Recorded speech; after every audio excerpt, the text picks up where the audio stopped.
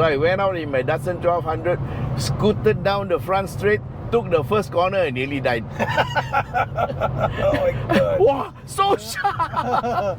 You know?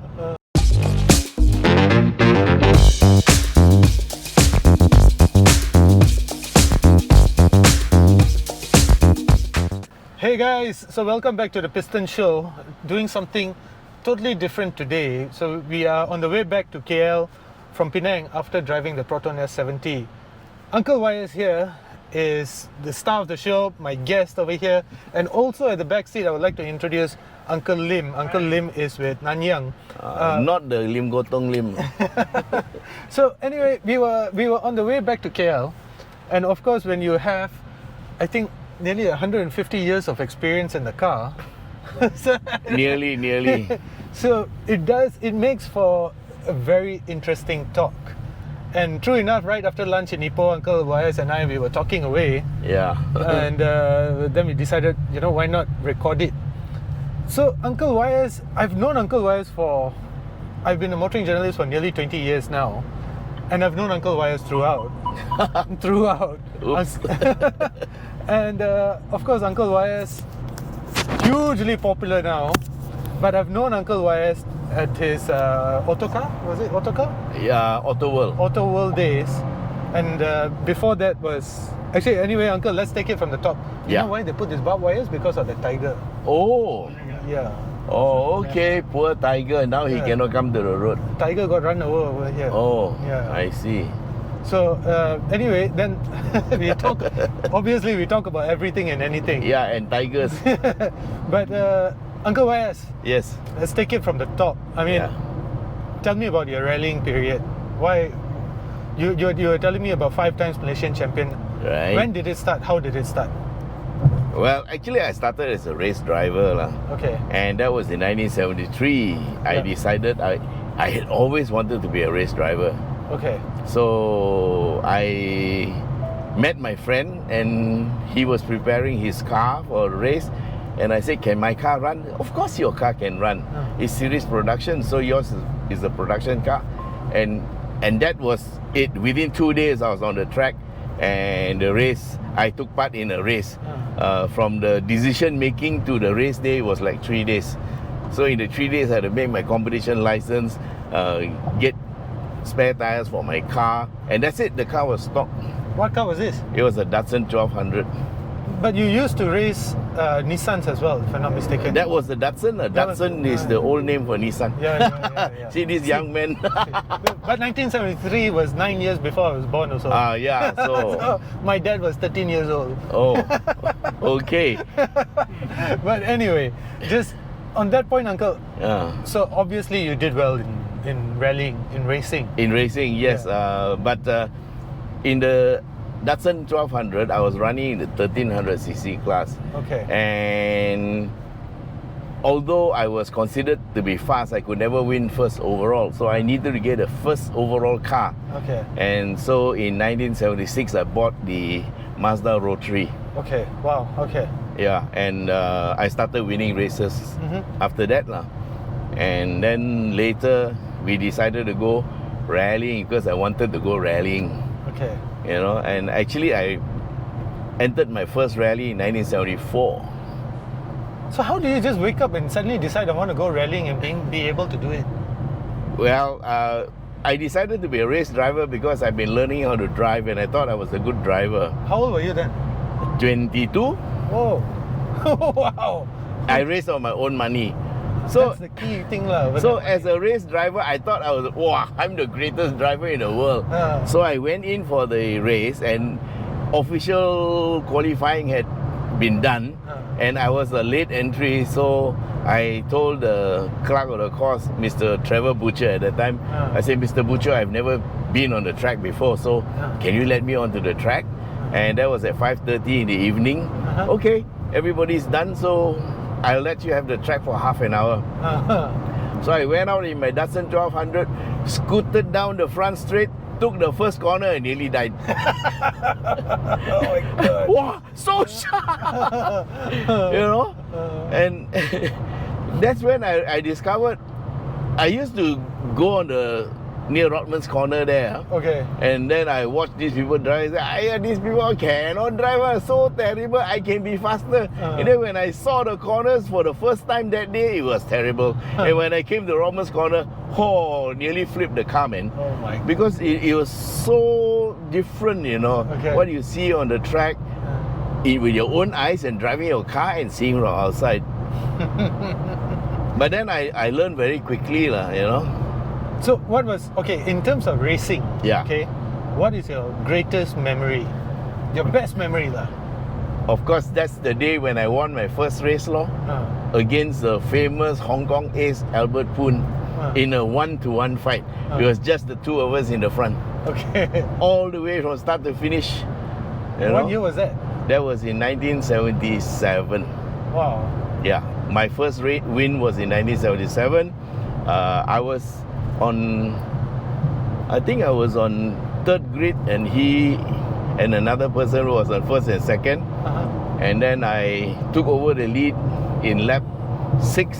Okay. And I held it all the way to the end. And I won by 10 seconds. Wow. In today's terms, that's quite a lot also. That's a lot. Back then also quite a lot, I'm sure. Yeah, but my dear wife, Wendy, she said, I knew you were going to win. Because on lap 32, she saw Albert going past the pits. We had pit signals those days, you know. And his hand was on the window A pillar, and he drove past with one hand and he waved. Cannot. She said, cannot. That means catch up. Cannot catch already lah. So what I was doing actually towards the last 10-15 laps, I was just watching my wing mirrors, and I know where he is in the wing mirror, you know. Okay. And just as long as I keep on seeing him there, and he hasn't made up any ground, I'm okay. Yeah. So if he makes up ground, I will go faster.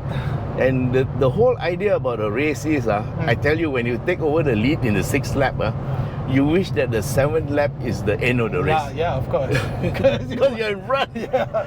What if the car breaks down? What if you crash? What if you fly off the road? What if your brakes fail? All those thoughts come into your mind. So, but how did you finance this thing, Uncle? Of course, I think you had a job.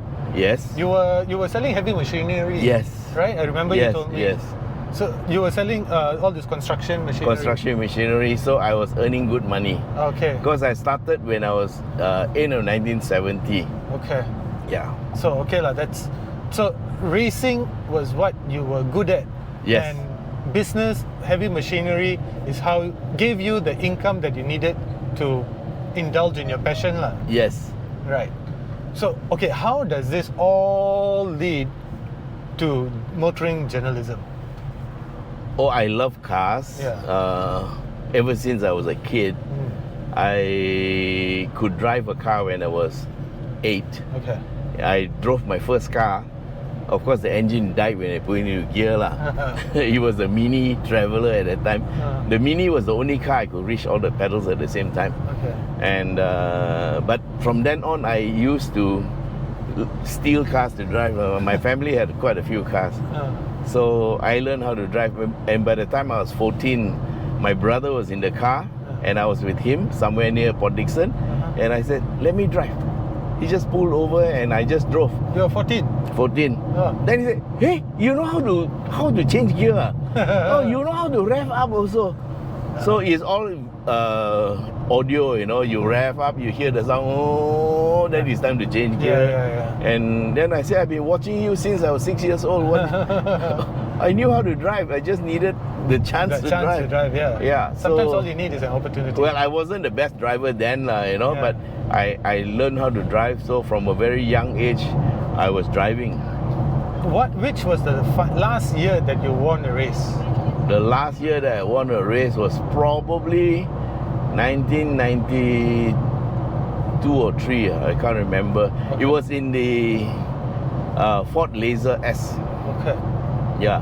Oh, the last year that I won, first year. No, the last year that I won a race will be 1987.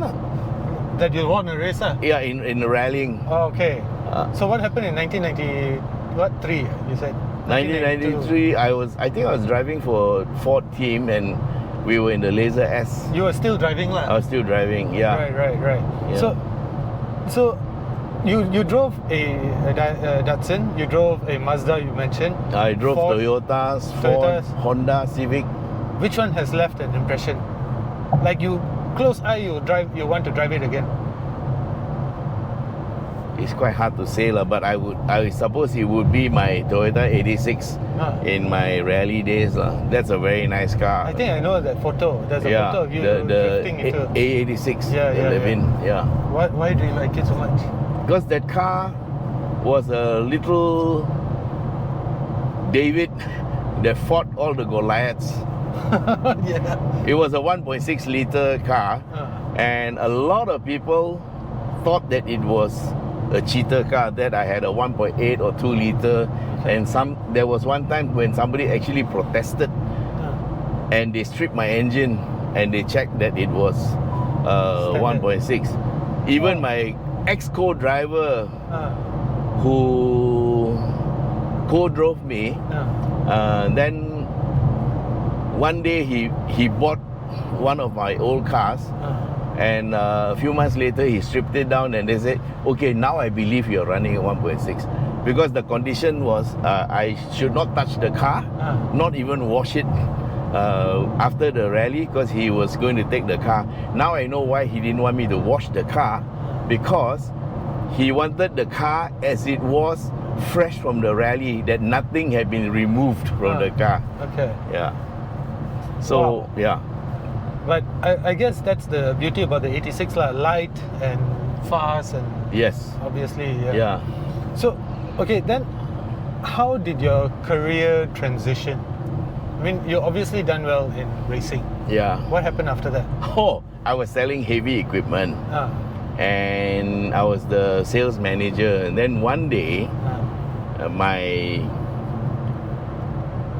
boss called me in and then sat down with the director of the company and said, Mr. Khong, I know you like racing and you know you're doing quite well, but you are what we consider an important resource. So therefore, we think the racing is dangerous, so we would like you to stop. Oh. So I didn't know what to say, but I said, okay, I have a contract with the then sponsor was Toyota. And it's until the end of the year. That was 1984, the year I won triple championship. Oh, okay. the manufacturer's championship, driver and co-driver. So we won we sapu everything lah. Hat-trick lah. Yeah, hat-trick. And so I said I have a contract until the end of the year and I'll stop lah, because we are halfway through and I'm leading the championship. So after that, during one of the race preparation nights in the workshop, the boss, the MD of Toyota came, and I told, his name is Joe Ling. So I said, Joe, I have to stop rallying at the end of the year. Why? I said, well, my boss doesn't want me to rally or race anymore because he thinks it's dangerous. And then he said, never mind, you guys will work for me. And that's how I entered the car trade. Oh, so then from there, how did you work for Toyota? I went into Toyota. My first appointment was in February the 1st, 1995. No, Wow. 1985. Yeah. Wow, so you're... And my job title was a created job. There was no such job. What was that? Racing manager. Okay. So thank you, Joe, if you are watching this video. Okay. So, okay lah, that means you transitioned. So that was your transition from... Yeah. So I was running the race team for until 1987. Then because of the bad times, the company had to stop racing, and that's it lah. And then later on in 1990 or 1991, we came back in to revive, but it didn't last long because the chairman of the company at that time decided that we're not going racing, and that cut short the program. Okay. Then what happened to racing manager? Racing manager became I became training manager. I became service manager, regional manager for service. And I was in charge of a lot of workshops lah, all the service outlets. I did quite well too because I learned very fast. Interesting. Yeah. So, then your career, I mean, of course, when I met you, Yeah. you were already a motoring journalist for some Yes. time. Yeah. Yeah. So I think I joined the motoring fraternity about 2005, 2006. Yep. like that. I left Toyota in 1999. Oh, okay. And what did you do after that?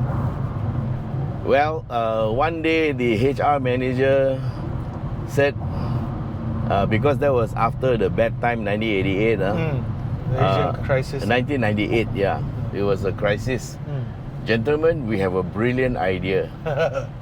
We are going to offer VSS, and that way we'll get rid of all the old useless woodwork pieces of wood, and we'll get fresh and young and cheaper executives to run the company. So I was thinking, you must be not very smart lah. I use another word, but let's just say you're not very smart lah.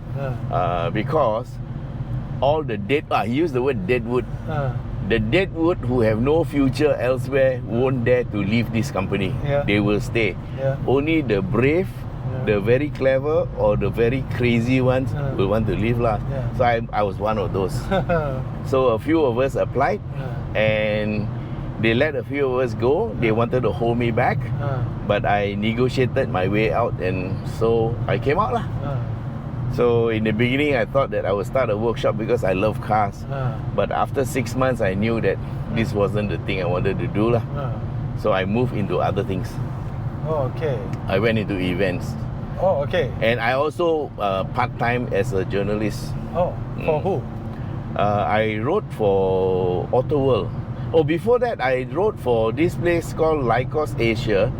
And then with the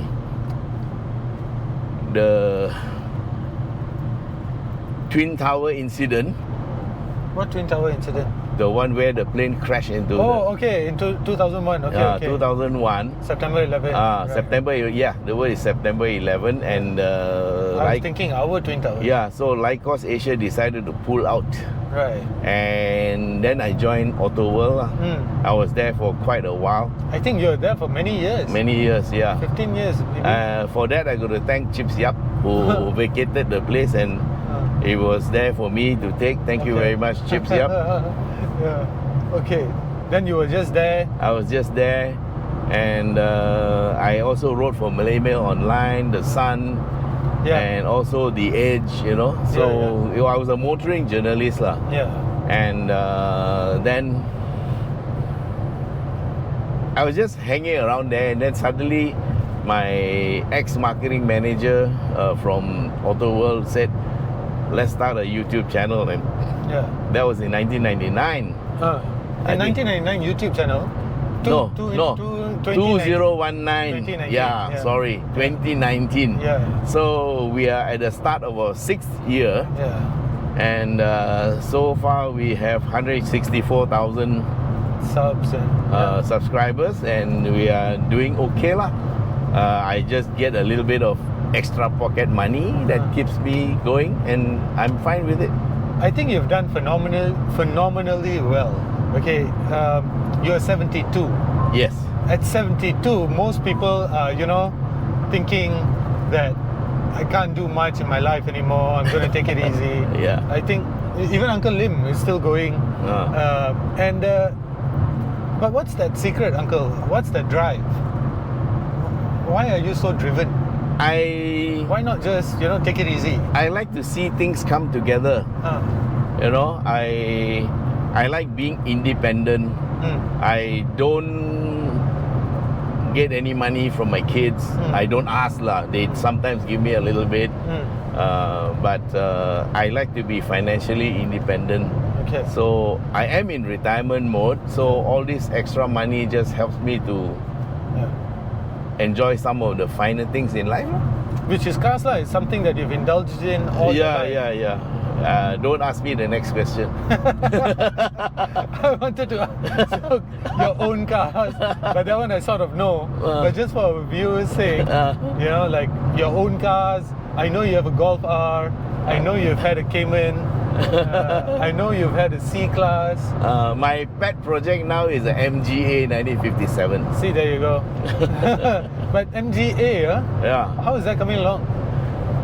We have stripped the car down, and then I found that the chassis itself, this one is still on a frame, body on frame, and the engine came out with the gearbox, and now we're lifting the body off the chassis to do up the chassis, then put the body back.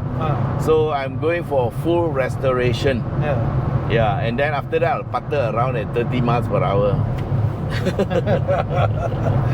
Very unlike you, but yeah. The car has not driven for 15 years, you know. Okay. So we took out the gearbox, and then my mechanic looked at the thing and said, "Uncle YS, the clutch is brand new." No. That means the previous owner had changed to a new clutch set. But I already ordered the clutch because I thought it's an old car, you know? So now I have a spare clutch. Anybody want a clutch for MGA? So, okay, Uncle, I have to ask you this. Yes. Obviously, you have done well, and your modus operandi and your key selling point is you test out cars in what can be described as one of the most exciting roads to drive in Malaysia. The best road to drive in Malaysia. There you go, Genting, right? Yes. But there's also some that say that what you do is dangerous on public roads and such. What do you have to say? I think this is... I think this is very important. Yeah, I think so too. I am always very, very careful. Yeah. When there are other cars, I give them the proper respect. And I am a very defensive driver. So even when I'm driving fast, I'm very, very careful. Okay. Yeah. So there are those who are haters. They have a lot of comments. But I believe that what I'm doing is correct, no? You know, I am very, very safe. So those people who know driving will know that I'm safe. So that's, I mean, I wanted to hear it from your side. Yes. Okay.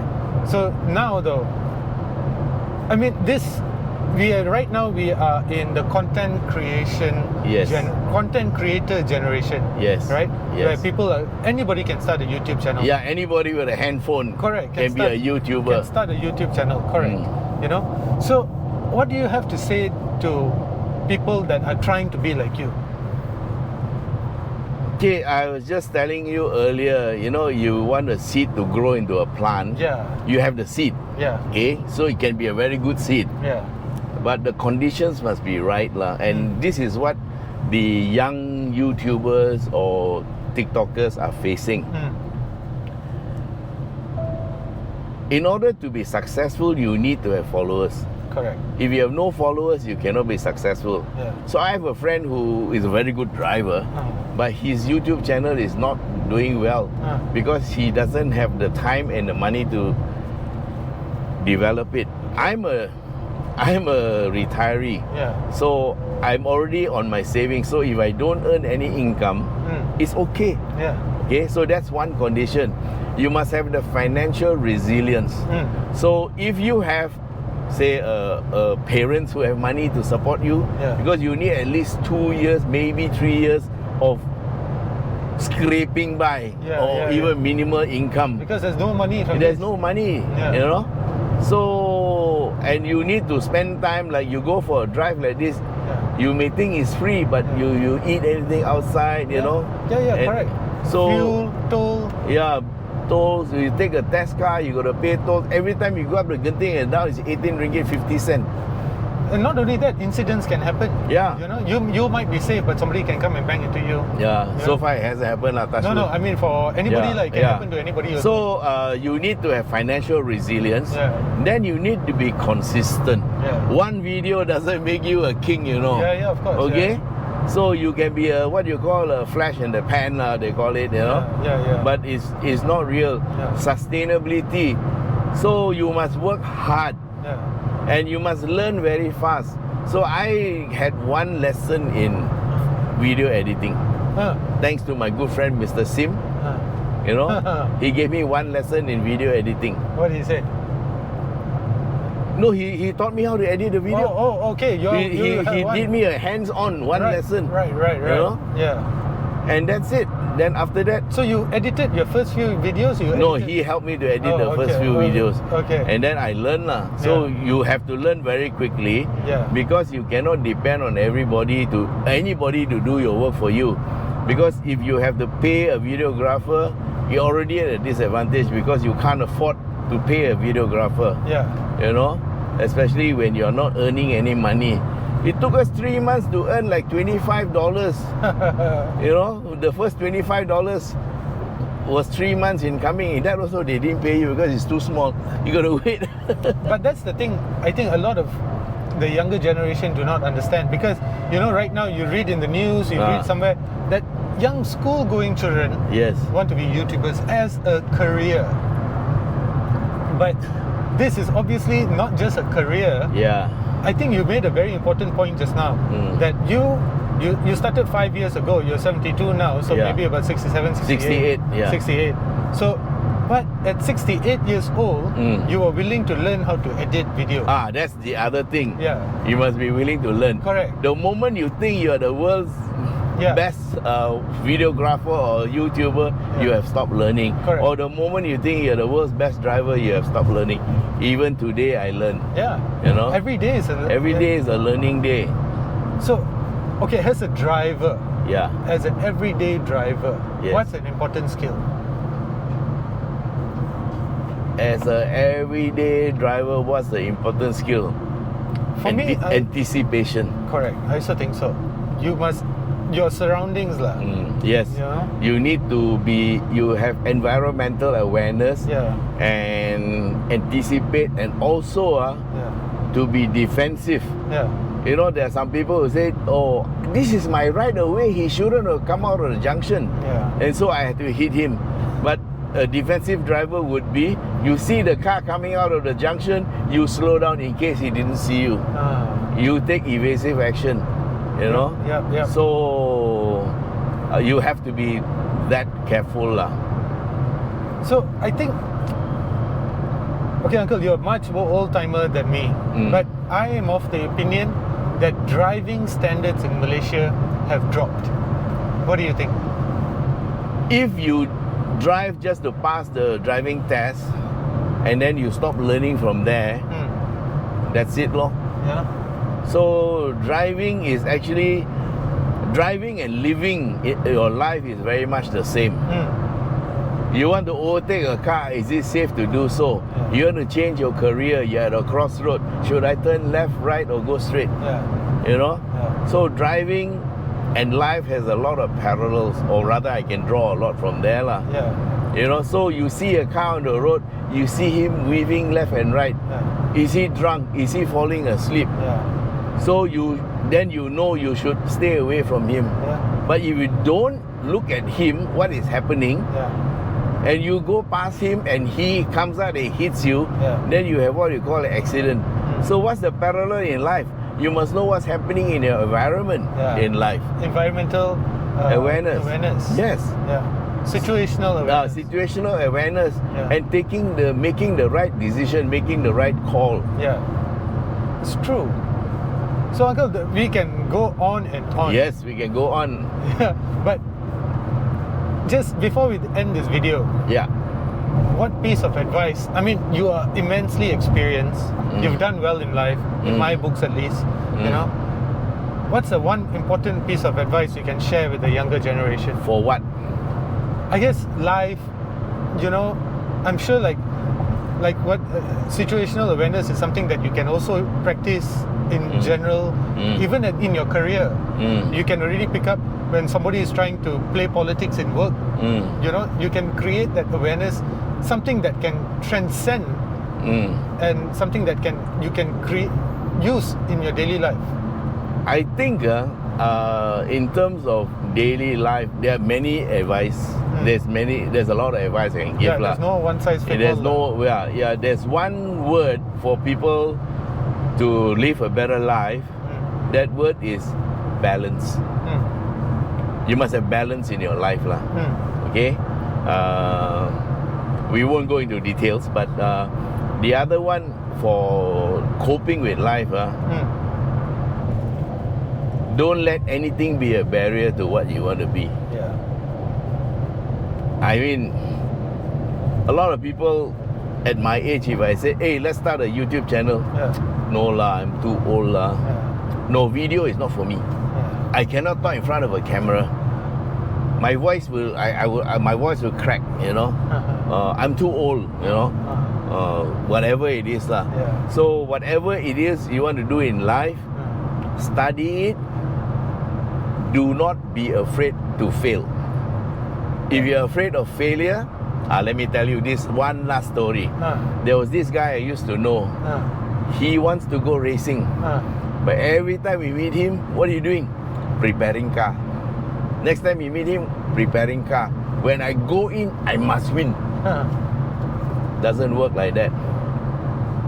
Yeah. You know what I mean? So don't be afraid to fail. I think that's a very good piece of advice, lor. Yeah, true. Anyway, guys, Uncle YS Khong from YS Khong Driving. If you don't already know him, he's one of Malaysia's not only a YouTube sensation but a driving motorsport sensation as well. Through the years, 72 years of age and still going strong. If you haven't already check him out at youtube.com/YS Khong Driving. As usual, thank you for watching. Do consider subscribing.